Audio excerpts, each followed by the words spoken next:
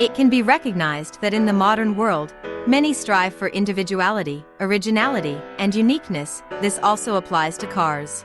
Everyone wants to have something special and rare.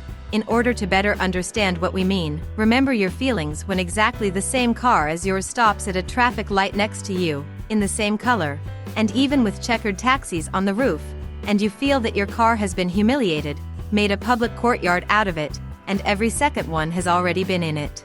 It does not have to be any cheap car, it can be a representative Mercedes, because a taxi driver today is not a profession, it is a state of mind. And therefore, many people want a car that no one else has. Some who have equal hands build the car of their dreams themselves, while others who have unlimited money go directly to the manufacturer with their wild fantasies. Today we will look at exclusive cars created in a single copy. Automakers produce such cars either for various shows, or to order for the rich and world-famous people.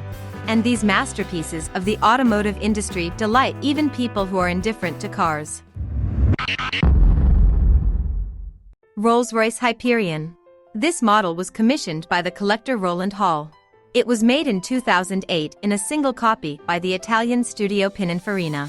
Externally, the Rolls-Royce Hyperion resembles 1930s convertibles manufactured by rollers. This is a two-seater convertible. The soft folding roof is hidden under a natural wood cover, and another exactly the same piece of wood is built into the hood in front of the windshield for symmetry. The body design is unique and inimitable, worked on it by Jason Castriota himself, who painted the Ferrari 599 GTB Fiorano and Maserati GranTurismo. From Rolls-Royce, only the radiator grille remained here, which the Italians slightly tilted back. As planned by the designers, by xenon headlights with LED running lights should look more than strange and emphasize the uniqueness of this car. The motor is installed V12 at 453 horsepower. All body panels are made of carbon fiber, while the soft top is cut and sewn from a special material. The center console is equipped with the watch of the famous Swiss brand Girard-Perregaux, created specifically for Hyperion, and you can pull it out and put it on your hand. Work on the car began in the fall of 2007 and was completed by the summer of 2008. As is usually the case with such cars, the cost of the project was not disclosed, but when the words Rolls-Royce, Pininfarina, and the only one appear in the same sentence, it usually means a fortune. By the way, in 2009 the Hall sold this car for €5 million. And since then, Hyperion began to move through collections and VIP garages, turning into a bargaining chip and eventually ending up in the Middle East in one of Dubai's car dealerships.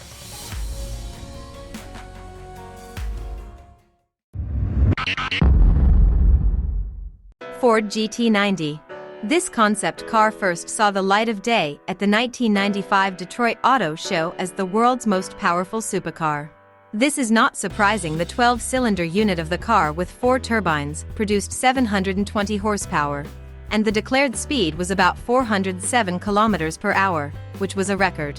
Bugatti Veyron in 1995 was also not in the project.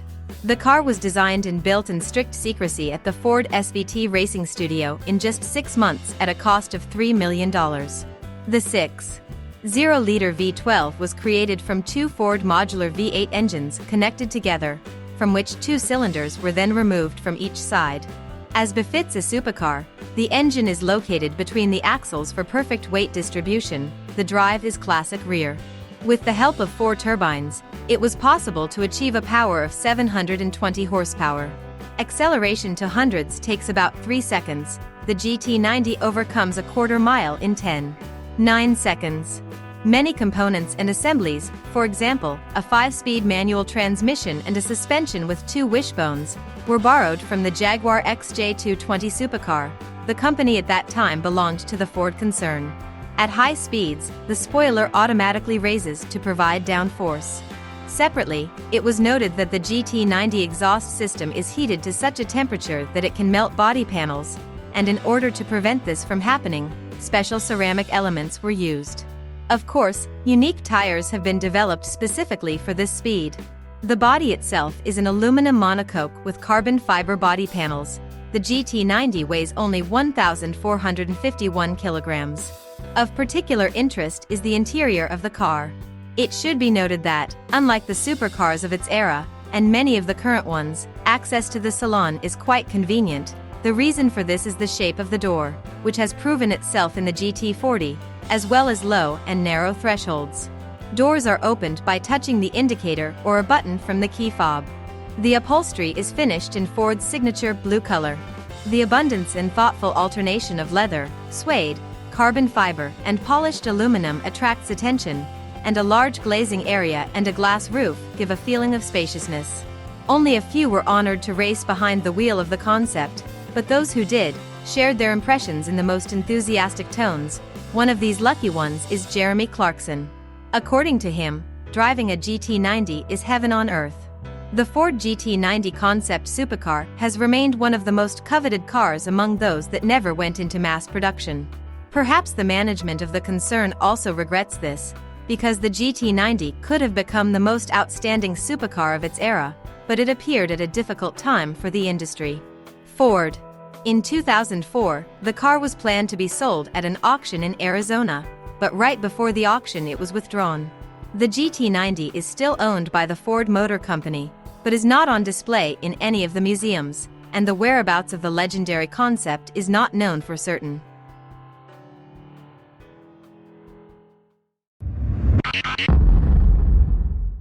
Porsche 911 Panamericana. This car also exists in a single copy. This car was originally intended as a gift for the 80th birthday of the company's director Ferdinand Porsche. The Porsche Panamericana concept car was unveiled at the 1989 Frankfurt Motor Show. It was an experiment to create a new style and introduce new solutions to brand cars. The company planned to start small-scale production of the model, but due to the difficult financial situation of Porsche at that time, the project was not continued further. The Porsche Panamericana was based on the Porsche 911 Carrera 4 Coupe, but its design was completely original, and the exterior body panels were made of composite materials. The Panamericana was fitted with a 3.6-liter boxer engine. The car combined the features of a sports coupe cabriolet as the roof panel was removable. McLaren X1. The car was custom-built by a mystery shopper from the Middle East. Wishes of the mysterious anonymous cost as much as $7 million. At the annual contest of automotive elegance in California, McLaren showed this one-of-a-kind concept supercar built in 2012. It took 3 years to develop and build the McLaren X1 Concept.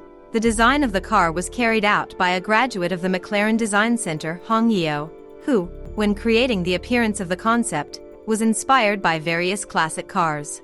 The car was based on the chassis from the McLaren MP4-12C, and the engine was borrowed from the latter, a 625 horsepower twin-turbocharged V8 gasoline. But all of the X1 Concept's carbon fiber body panels are built from the ground up. For the car, they also had to develop their own lighting equipment and rims. The interior architecture of the McLaren X1 Concept has also remained the same, but all the trim and interior design are made according to the individual preferences of the customer. The name of the customer is not reported. It is only known that in his garage there are already McLaren F1, Mercedes SLR McLaren, and the new MP4-12C. After the exhibition, the car was sent back to the developers to check everything again, after which it was handed over to the owner.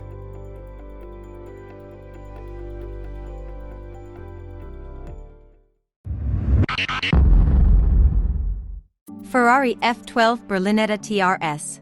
This is another prime example of a buyer choosing not to release their name to the public.